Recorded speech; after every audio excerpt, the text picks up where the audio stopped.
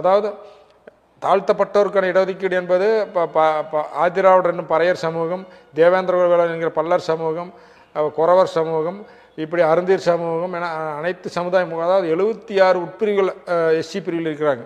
அனைத்து உட்பிரிவில் இருக்கிறவங்களுக்கு 18% இடஒதுக்கீடு தான். +1 வந்து பழங்குடியினர்களுக்கு.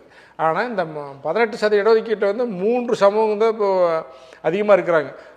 ஆதி திராவிடர், தேவேந்திர வேளாளர், அருந்தீர். இந்த 3 சமூகத்துக்கு அந்த இடஒதுக்கீட்டு பிரகாரம் பார்த்தா கூட 18 என்பது 3ஆக பிரித்தா கூட 6% வரும். ஆனால் கலைஞர் வந்து அந்த நீதிபதி ஜனார்த்தனம் வந்து 6% இடஒதுக்கீடு கொடுக்கணும்னு சொல்லாமல் அவங்க என்ன பண்ணிட்டார், மக்கள் தொகை கணக்கெடுப்பின்படி 3.5% இடஒதுக்கீடு தான் வழங்கணும்னு தீர்மானம் அவர் அறிக்கை கொடுத்தார் அரசுக்கு. ஆனால் அந்த நீதிபதி ஜனார்த்தன கமிஷன் ஒரு தகவல் என்ன சொல்லியிருக்காருன்னா, எதிர்காலத்தில் மக்கள் தொகை அடிப்படையில் இந்த இடஒதுக்கீட்டை உயர்த்தி வழங்கலாம்னு கொடுத்துருக்காரு. அந்த வகையில் இது வரைக்கும் வந்து இடஒதுக்கீடு வந்து எங்களுக்கு வந்து உயர்த்தி வழங்கப்படவில்லை. இந்த இடஒதுக்கீட்லேயும் அப்போ இதில் வந்து அரசாணை வந்து 62ன்னு சொல்லி தமிழக அரசு ஒரு அரசாணை வைக்க. அந்த அரசாணை சொன்னீங்கன்னா, இப்போ அருந்ததியர்கள் ஒதுக்கப்பட்ட அந்த பணியிடத்துக்கு யாரும் விண்ணப்பிக்கலை, கொடுக்கல அப்படிங்கிறப்போ அது வந்து உடனே அடுத்து இருக்கக்கூடிய அந்த 18% இடஒதுக்கீட்டில் இருக்கிற மாற்று சமூகத்துக்கு கொடுக்குறாங்க. ஆனால் இப்போ இருக்கிற நிலைமை என்னென்னா, தமிழ்நாட்டில் வந்துங்க அருந்ததியருக்கு இடஒதுக்கீட்டுக்காக பணி எடுக்கும்போது அங்கே இருக்கக்கூடிய மாற்று சமூகத்தை சேர்ந்த அதிகாரிகள் கீழ்மட்டத்தில் இருக்கிற என்ன பண்ணுறாங்கன்னா, அருந்ததியர்களுடைய விண்ணப்பம் இருந்தால் கூட அதை நிராகரிச்சுட்டு அந்த அப்ளிகேஷனை வரலின்னு சொல்லிட்டு எஸ்சிடிஏ பட்டியல் சமூகத்தை சேர்ந்த மாற்று சமூகத்துக்கு அந்த இடஒதுக்கீட்டை வந்து பயன்படுத்திக்கிறாங்க. காரணம் வந்து இந்த மாதிரி வரல, அந்த 62 ஜியோவை வச்சுக்கிட்டு இந்த மாதிரி எங்களுக்கு கிடைக்கல, அப்ளிகேஷனை வந்து ஏன் வரலன்னு சொல்கிறாங்க.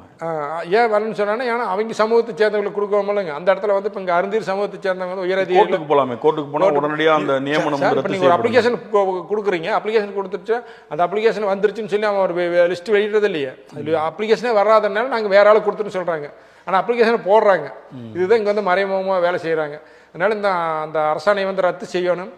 நாங்கள் வந்து இப்போ டாக்டர் கலைஞர்கள் இடஒதுக்கீடு கொடுத்தாங்க, அவர் தளபதி மு.க. ஸ்டாலின் வந்ததுக்கப்புறம் எங்களுக்கு வந்து மாவீரன் பொல்லா அருந்தினுடைய அடையாளம் பொல்லானுக்கு வந்து சிலை அமைச்சு கொடுத்துருக்காங்க. அதே மாதிரி சிவகங்கை சீமில் வீரத்தாய் குயிலுக்கு வந்து சிலை அமைச்சு கொடுத்துருக்காரு. கலைஞர் அவர்கள் தான் திருநெல்வேலியில் ஒண்டிவீரனுக்கு மணிமண்டபம் சிலை அமைச்சு கொடுத்தாரு. அதனால் நம்மளுக்கு ஆதரவாக இருக்கக்கூடிய கலைஞர்களுக்கு நன்றி தெரிவிக்கிற மாதிரி தளபதி மு.க. ஸ்டாலின் நல்லாட்சி தொடர்றதுக்காக நான் மீண்டும் திமுக கூட்டணிக்கு ஆதரவு அளிக்கிறேன்னு நாம் அவருக்கு ஆதரவு தெரிவித்து கடிதம் நேரிலவே கொடுத்துட்டோங்க. ஆனால் எங்களுக்கும் வந்து 2 தொகுதிகள் ஒதுக்குவதாக சொல்லியிருக்கார்கள். அது காலப்போக்கில் எவ்வளோ அங்கீகாரம் என்ன தெரியும். அப்புறம் ஏற்கனவே சொல்லியிருப்பேன், கலைஞர் சொல்லியிருப்பார், உங்களுக்கு இதயத்தில் தான் இடம் இருக்குது, சீட்டுக்கு கொடுக்குறதுக்கு இடம் இல்லைன்னு சொல்கிறது கூட